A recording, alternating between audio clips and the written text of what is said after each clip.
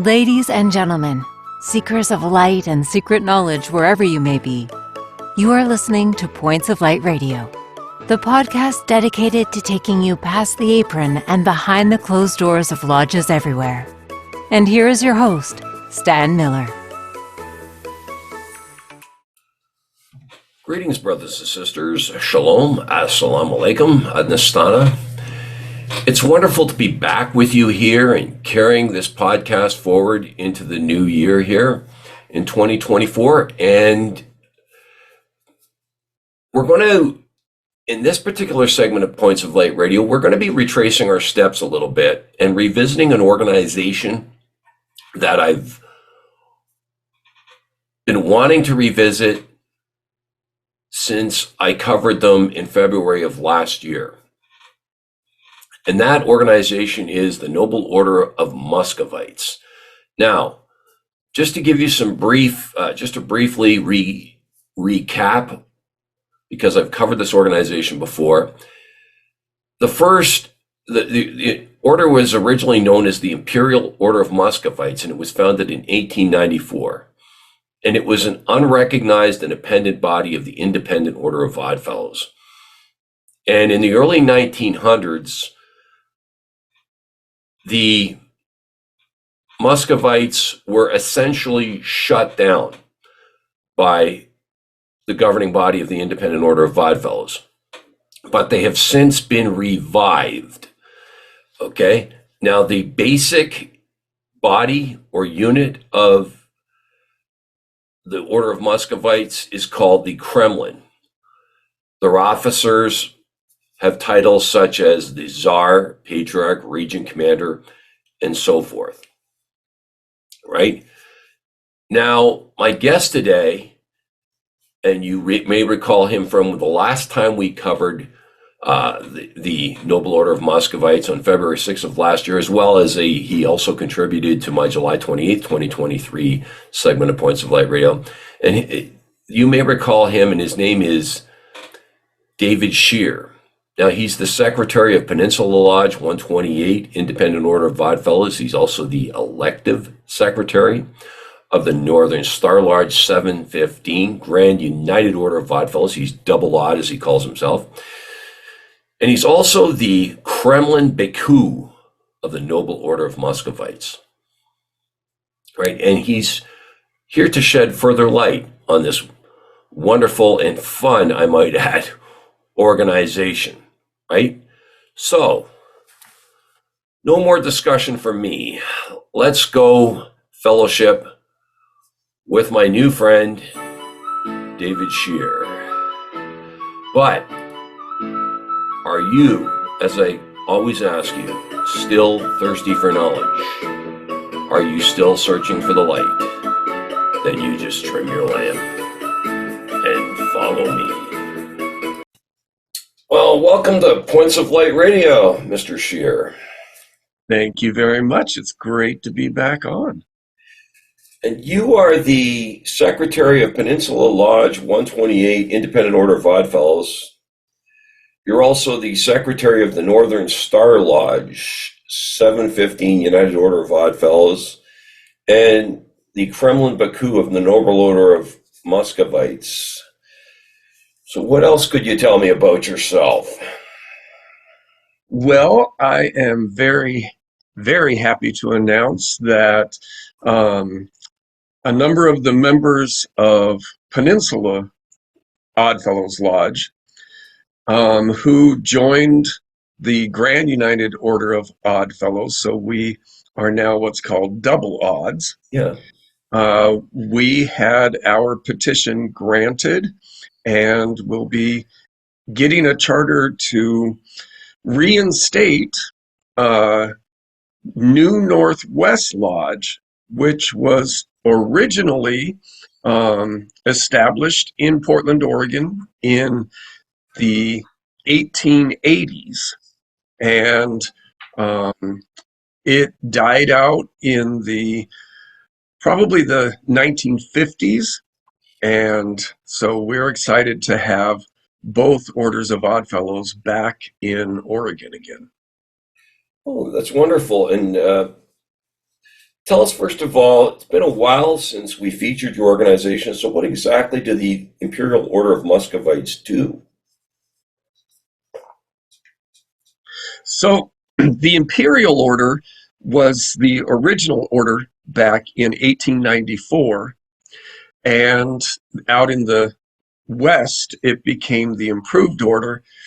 And both of those were appendant bodies that were unofficial. They were fun orders in the Oddfellows, and essentially their role was to uh, fundraise for Oddfellows projects and Oddfellows charities. The Noble Order, which is the current revived version, is open to anyone, not just Oddfellows.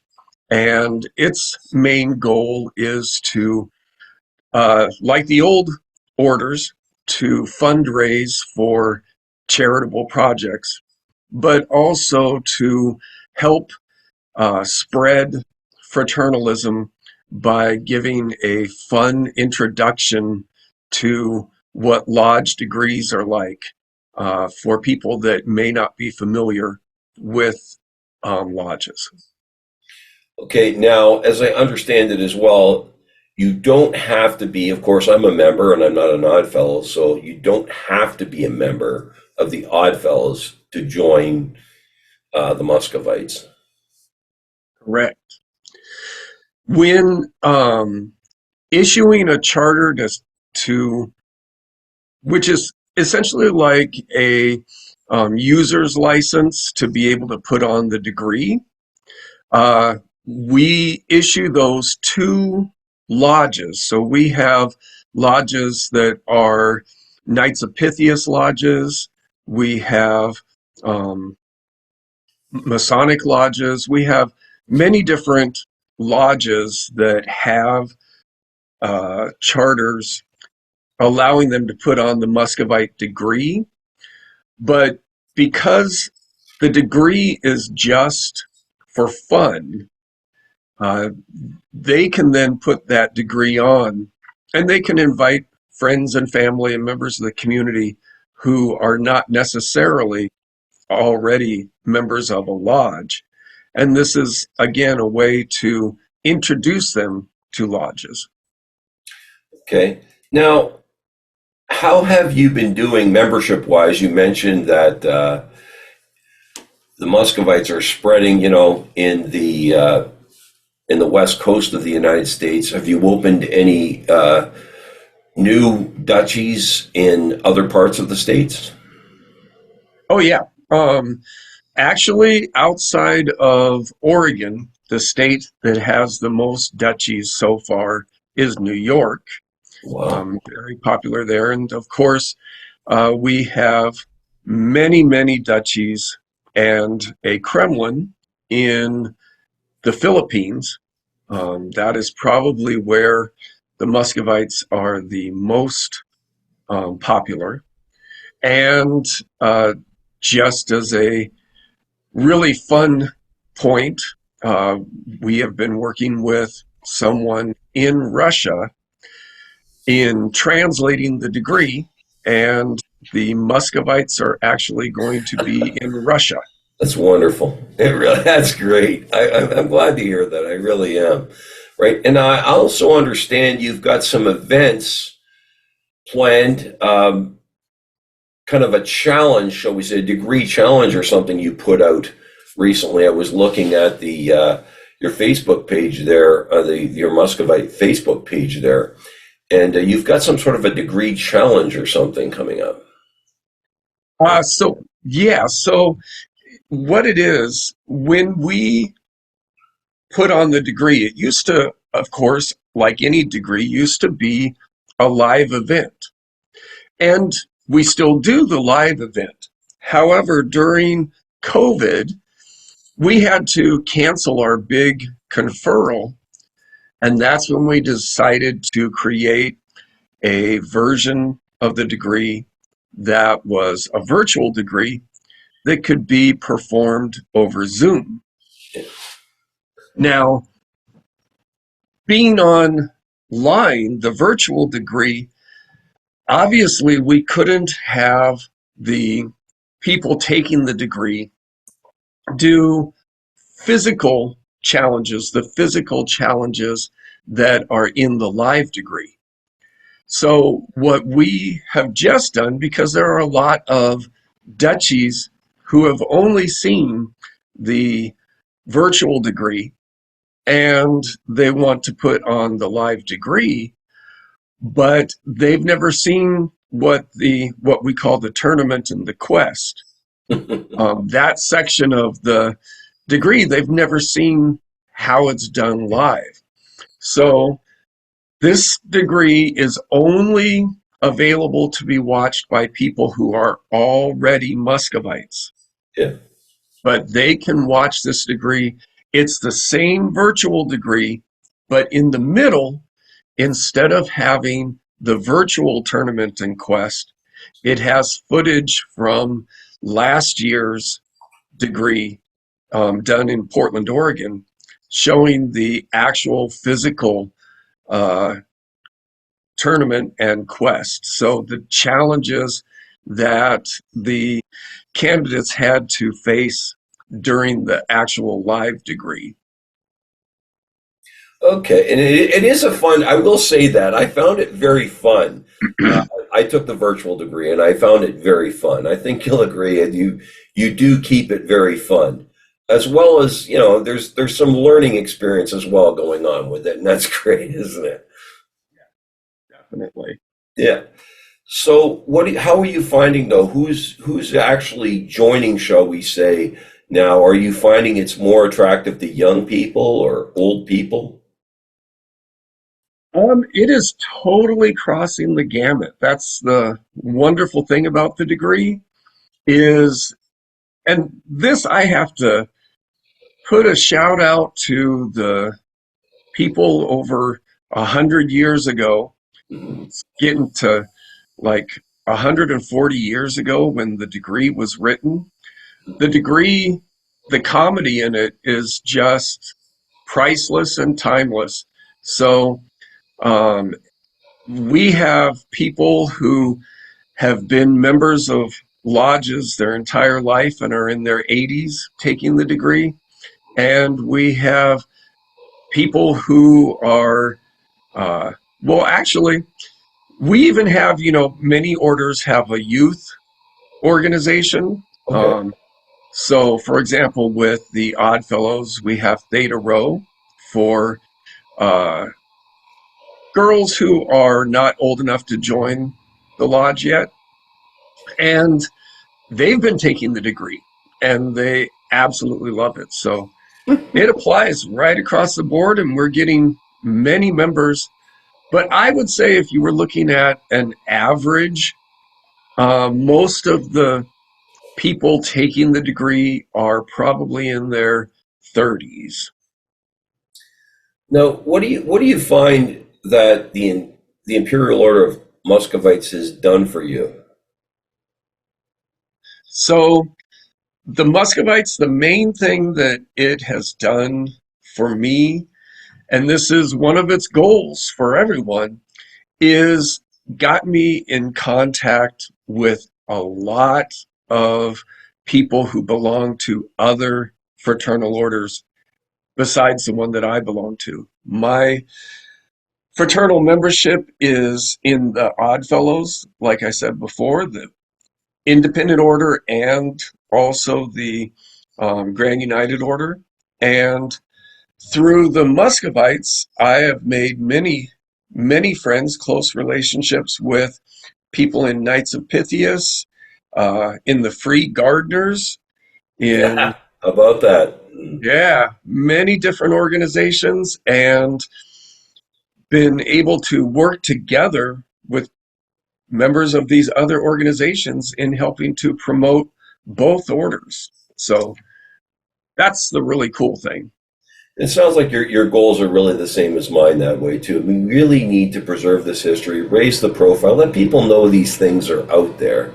right? And it's one of the things I have talked about in a previous segment of Points of Light Radio is, some organizations like to say we don't recruit, to be one you ask one, but if people don't know these things are there, they're never going to know to ask. They're just Exactly. not.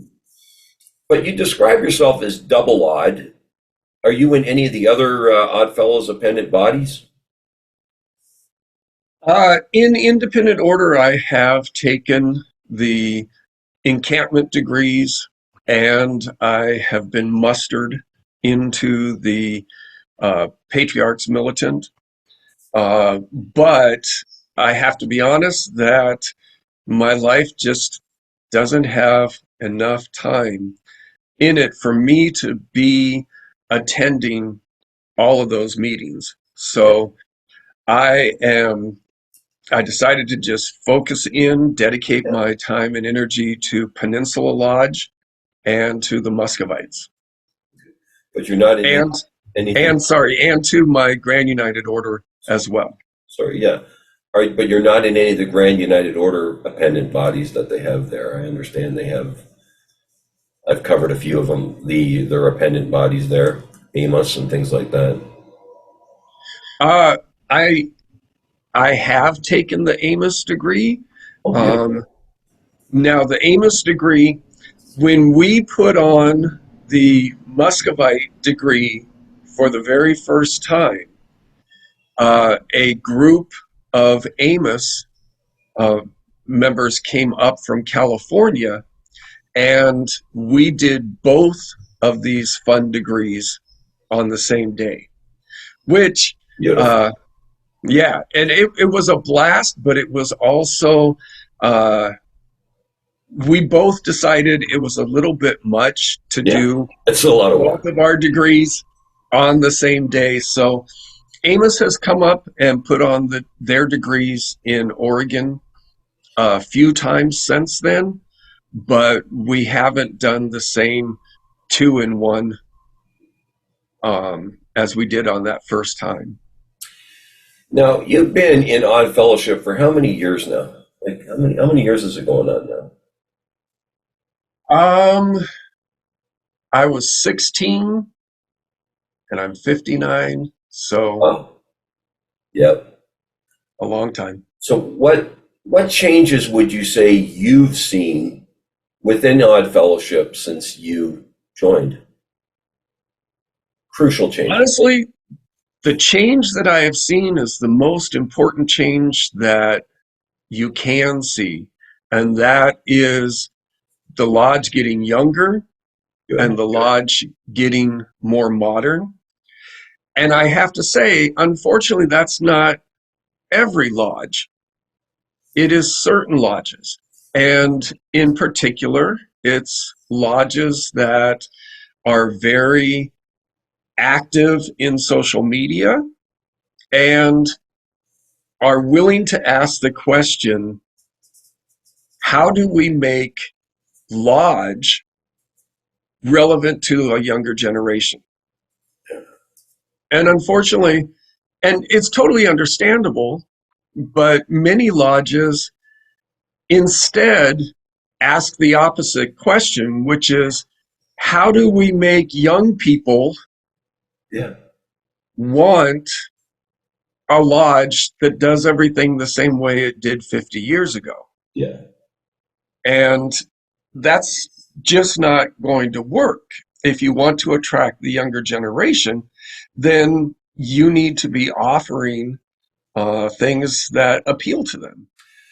Well, Mr. Scheer, I appreciate your time today, and all the best to you and the Order of Muscovites.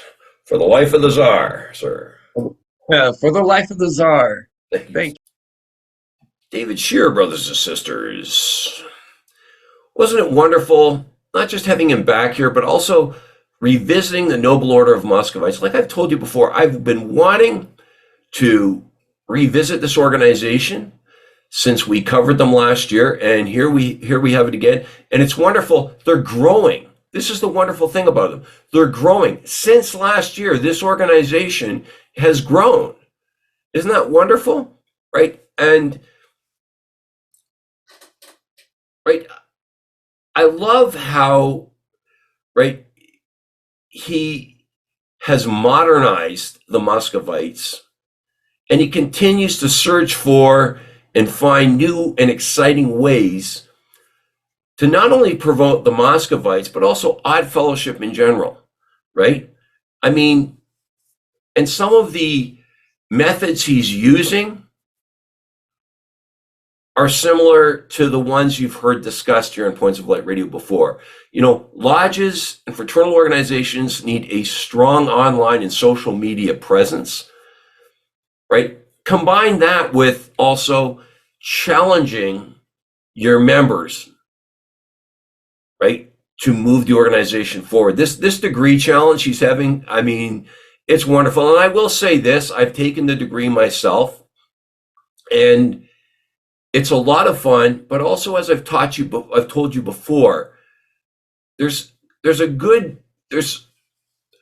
more than just fun. You get some lessons from this degree. It's a great time, right? And that's one of the reasons why I will be including the Muscovites Facebook page and website in this particular in the detail section of this podcast, because if you want to be part of these virtual degrees that are coming up in the next month or two, you can reach out to them directly on their Facebook or webpage, or you can reach out to me. I will gladly put you in touch with them, right?